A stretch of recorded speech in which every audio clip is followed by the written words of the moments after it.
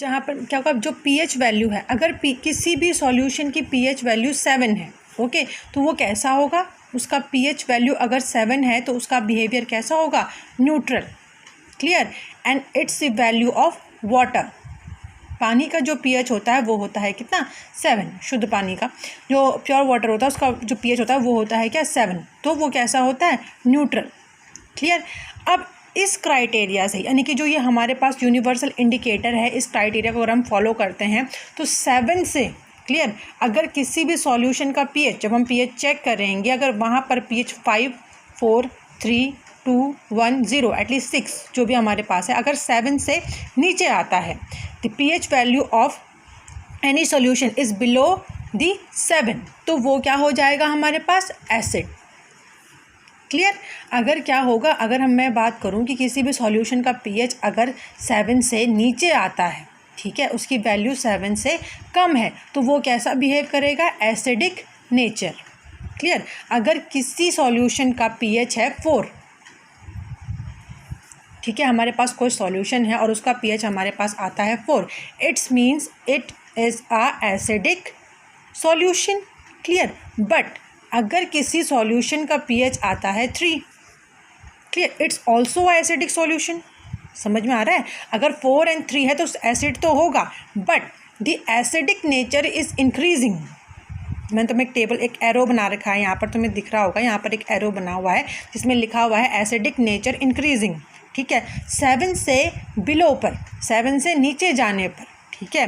when we are running from the 7 below to the 7, when we are running below to the 7, so the nature of the solution is become more and more acidic, clear. यहाँ पर क्या हो जाएगा, जिसका value 4 है, जिस solution का value 4 है वो भी एसिडिक होगा, और जिसका सॉल्यूशन 3 है वो भी एसिडिक होगा। बट जिस सॉल्यूशन का pH 3 है, the solution is more acidic comparison to pH number 4, समझ में आ रहा है। हम क्या करेंगे, जो 5, 4, 3, 2, 1 है, इसमें अगर 5 अगर हमारे पास किसी सॉल्यूशन का pH है और एक का सॉल्यूशन का pH 2 है, तो मोर एसिडिक कौन होगा, 2 वाला, क्लियर। इसका मतलब है कि एसिडिक नेचर क्या होता है, इंक्रीज होता है, क्लियर। अब हम ऐसी बात करेंगे बेसिक नेचर की, ठीक है। बेसिक नेचर जो होता है ये क्या होता है, अगर हम क्या करें, 7 तो हमने न्यूट्रल छोड़ दिया है, 7 से अबव, 7 से बिलो क्या होंगे, एसिड होंगे, 7 से अबव क्या होंगे, बेसिक नेचर को इंक्रीज करेंगे, क्लियर। 8, 9, 10, 11, 12, 13, 14, अगर इतना किसी भी सॉल्यूशन का pH आता है तो वो क्या हो जाएगा, बेसिक, क्लियर हो गया। तो ये तुम्हारे पास एक यूनिवर्सल इंडिकेटर है, इसमें सिर्फ इतना ही है कि जिस भी सॉल्यूशन का जो pH है, अगर वो 7 आता है तो वो न्यूट्रल होगा, 7 से बिलो जाएगा तो वो क्या होगा, एसिडिक, और 7 से अबव जाएगा तो वो क्या होगा, basic, okay. Then the next point is uses and importance of pH in everyday life. हमारी रोज़ाना की ज़िंदगी में, एवरीडे लाइफ में जो यूजेस है किसके, pH के, वो क्या हैं। सबसे पहले, our body works between pH 7 to 7.8। अगर हमारी बॉडी का जो pH है वो 7 से 7.8 के बीच में है तो हमारी बॉडी इतने ही pH पर क्या करेगी, वर्क कर सकती है। अगर 7 से ऊपर हो गया तो क्या हो जाएगा, हमारी बॉडी वर्क करना स्लो कर देगी and at lastly full stop कर देगी, okay. And second one is pH of rain less than 5.6 called acid rain, ठीक है। एसिड रेन जो है, तुम्हें काफ़ी सारे इसमें एग्जांपल्स पढ़े हैं। The Taj Mahal treasury you also knows कि वहाँ पर जो कलर है संगमरमर का वो भी क्या हो रहा है, धीरे धीरे अब फेड हो रहा है। तो वो किसकी वजह से हो रहा है, क्योंकि एसिड रेन हमारी अर्थ में बहुत ज़्यादा हो रही है। खैर ये नेक्स्ट टॉपिक है, नेक्स्ट किसी चैप्टर में पढ़ा देंगे हम। तो pH अगर क्या होता है, अगर बारिश का pH 5.6 से नीचे आता है तो वो कैसी रेन हो जाती है, एसिड रेन, ओके। अवर स्टमक प्रोड्यूस HCl, तो वो क्या करता है, HCl क्या करता है, हमारा स्टमक जो है वो प्रोड्यूस करता है। इस HCl का भी रिलेशन किससे है, इस pH से है, क्लियर। जो HCl है जो वो प्रोड्यूस होता है तो वो क्या करता है, एसिडिटी प्रोड्यूस करता है, ठीक है। अगर हमारा जो HCl का जो pH है वो 2 और 1 पे चला गया तो it's very dangerous, okay. Tooth decay starts when pH of mouth less than 5.5। देखा अक्सर लोगों के दांत क्या हो जाते हैं, घिसने स्टार्ट हो जाते हैं, उनकी शार्पनेस कम हो जाती है, पीलापन आ जाता है। तो वो किसकी वजह से, जब हमारा क्या होता है, जो मुंह है उसका pH क्या होगा, 5.5 से बिलो हो जाता है, okay. Then the next one is plant needs specific pH for their healthy growth, ठीक है। इसके अलावा जो प्लांट है, जो हमारा इन्वायरमेंट है, उसको भी पीएच की बहुत ज़्यादा ज़रूरत है। अगर पीएच क्या है, एक अच्छे टेम्परेचर पर चल रहा है, सॉरी अच्छी वैल्यू रख रहा है, पीएच की वैल्यू अगर सही है तो क्या करेगी, अच्छी ग्रोथ करेगी। सेल्फ डिफेंस बाय एनिमल्स, ठीक है। सेल्फ डिफेंस बाय एनिमल्स में इसमें जो एक एसिड है, यह है मेथनोइक एसिड, ठीक है। तुमने कभी देखा होगा जो आंट स्टिंग होता है, ठीक है, जब चींटी काट देती है वहाँ पे स्वेलिंग आ जाती है, ठीक है। तो वो क्या होता है, एक एसिड प्रोड्यूस करती है चींटी, जिसकी वजह से हमें क्या होती है, स्वेलिंग आ जाती है, ठीक है। अगर हमारी बॉडी का पीएच नॉर्मल पर है तो क्या करेगा, आसानी से क्या करेगा, उससे डिफेंड कर देगा, मतलब हमें क्या करेगा, प्रोटेक्ट कर देगा। लेकिन अगर पीएच की वैल्यू 7.8 से ज़्यादा हो गई, ठीक है, बेसिक नेचर ज़्यादा हो गया, तो वो एसिड क्या करेगा, वहाँ पर क्या करेगा, पूरी की पूरी इंजरी क्रिएट कर देगा। Clear. Then the next one is salt. Salt is an ionic compound formed by neutralisation reaction, ठीक है। सॉल्ट क्या होता है, सॉल्ट एक क्या है, आयनिक कंपाउंड है। क्लियर। एक आयनिक कंपाउंड है जो कहाँ से मिलकर बनता है, किसी भी न्यूट्रलाइजेशन रिएक्शन से मिलकर बनता है। कैसे, एसिड है, एसिड प्लस बेस, ये क्या करेगा, सॉल्ट की रिएक्शन करेगा। जो हमारे पास एग्जांपल हैं NaCl, CaCl, sodium chloride and calcium chloride. Clear. हमारे पास कुछ सॉल्ट हैं, केमिकल फ्रॉम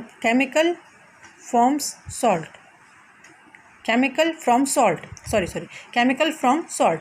जो सॉल्ट है उनसे हमें कौन कौन से केमिकल मिलते हैं। First is sodium hydroxide NaOH, ठीक है। Second one is bleaching powder, इससे जो सॉल्ट हमें है वह है CaOCl2। Baking soda, it's very important, you also right all the chemical formula of these compounds and also learn it. Clear, because it's very important. इसमें कम से कम एक number का क्वेश्चन तो बनता ही बनता है। किसी का भी एक फार्मूला पूछ लेगा कि वॉशिंग सोडा का फार्मूला क्या है या ब्लीचिंग पाउडर का फार्मूला क्या है, तो तुम्हें वो क्या करना है, उसको याद करना है। इनके फॉर्मूले तुम्हें सबके याद होने चाहिए, पहले तो किसी एक का ही नहीं, सबके याद होने हैं। Clear. Then the baking soda, then washing soda, then plaster of Paris and the all chemical formula is here.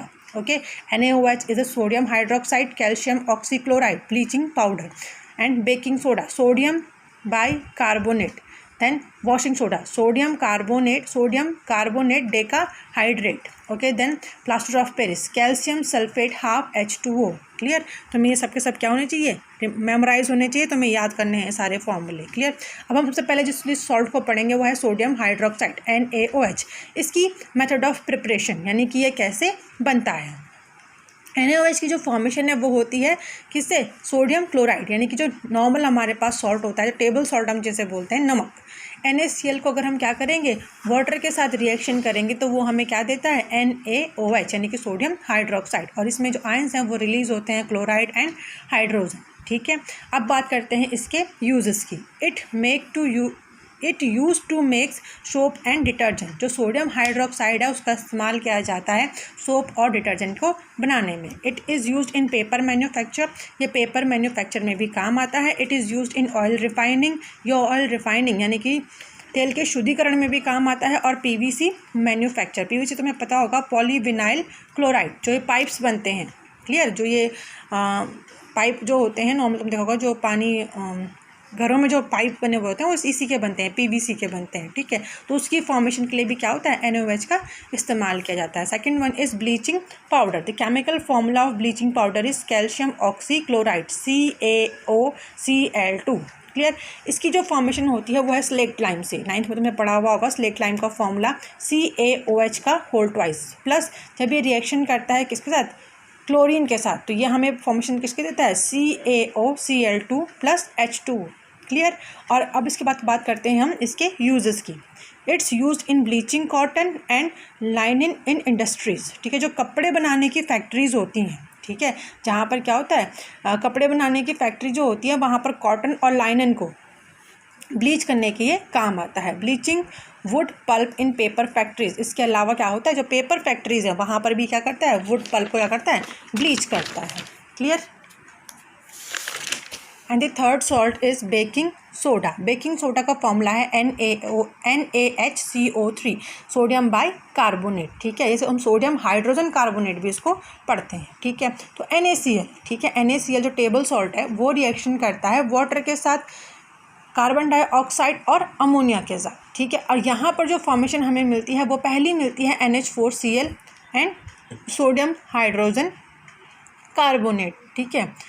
तो यहाँ पर जो सोडियम हाइड्रोजन कार्बोनेट हमें मिला है ये क्या है, बेकिंग सोडा। ठीक है, अब इसकी प्रॉपर्टीज़ क्या होती है, बेकिंग सोडा की जो प्रॉपर्टीज़ है वो है it is mild non coercive base when it is heated during cooking.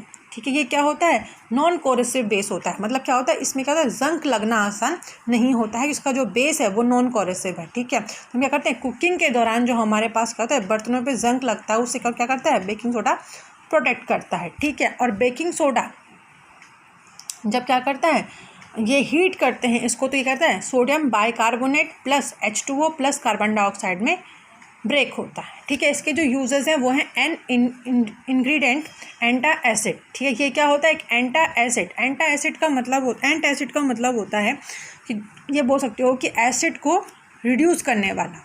ठीक है, तो उसका भी ये क्या है, एक क्या है, इंग्रेडिएंट है। ठीक है, वहाँ पर ये क्या है, एक तरीके से क्या बोल सकते हैं हम इसको कि उसका एक मतलब उसके एंटा एसिड का एक क्या है, ये इंग्रेडिएंट है, मतलब कि वहाँ पर इसकी यूज़ की जाती है। Clear, use in fire extinguisher.